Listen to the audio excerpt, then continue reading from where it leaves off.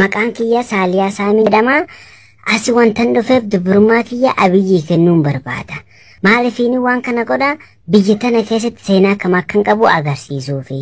Amma dura nama baay'ee walii wal qunnamtii saalaa godhan jira ergumaan biyya galee Taayyee Dandahaa, Addisuu Araggaa, Sayyoo Dandanaa, Fayyisaa Leellisaa, Caalaa Bultumee ati lakkaa'ameen dhumuu garuu daangaa dubrummaa hin dabarsine isaan. Bar wanti hundi daangaa qaba miti. Amma dubrummaa kiyya Abiyyii kenneefi seenaa keessattis galmaa'ee ilmaan kiyyas mataa oli qabatanii akka biyya tana kee deeman barbaada.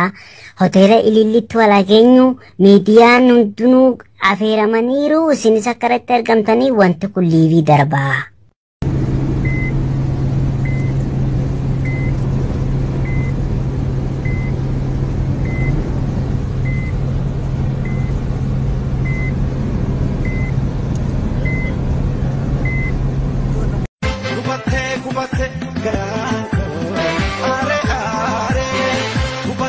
Kubate,